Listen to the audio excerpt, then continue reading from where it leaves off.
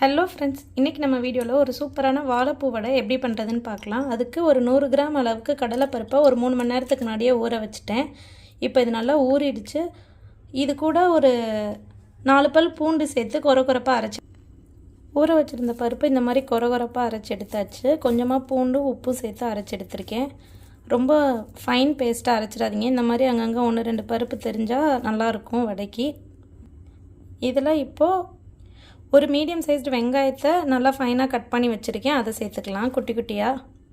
கூடவே பொடியாக நறுக்குன பச்சை மிளகா 1 சேர்த்துருக்கேன். 1 கப் அளவுக்கு வாழைப்பூவை இந்த மாதிரி குட்டியாக கட் பண்ணி வச்சுருக்கேன். அதையும் சேர்த்துக்கலாம்.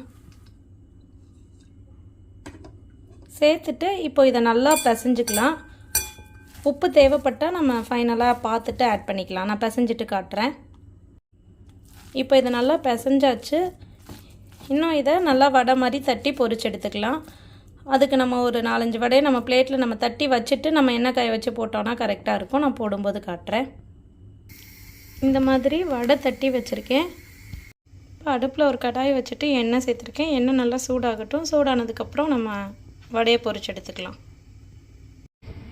எண்ணெய் நல்லா சூடாயிருச்சு. இதில் நம்ம தட்டி வச்சுருக்க வடையை போட்டுக்கலாம். இப்போ வடை 2 சைடும் இந்த மாதிரி நல்லா கோல்டன் ப்ரௌன் ஆகிடுச்சு.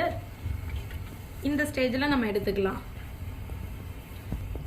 இதே மாதிரி ரிமைனிங் இருக்கிற எல்லாத்தையும் பொரிச்சுக்கலாம். அவ்வளோதான் ஃப்ரெண்ட்ஸ், சூப்பரான வாழைப்பூ வடை ரெடி ஆயிடுச்சு. சூடான டீயோட சர்வ் பண்ணிங்கன்னா செம்ம காம்போவாக இருக்கும். கண்டிப்பாக இந்த ரெசிபியை நீங்களும் ட்ரை பண்ணி பாருங்கள். ட்ரை பண்ணி பார்த்துட்டு உங்களோட கமெண்ட்ஸ் அண்ட் ஃபீட்பேக்ஸை மறக்காமல் ஷேர் பண்ணுங்கள். இந்த வீடியோ பிடிச்சிருந்துச்சுன்னா லைக் பண்ணுங்கள். உங்கள் ஃப்ரெண்ட்ஸ் அண்ட் ஃபேமிலியோட ஷேர் பண்ணிவிட்டு மறக்காமல் நம்ம சேனலுக்கு சப்ஸ்கிரைப் பண்ணுங்கள். Thank you friends. டாடா.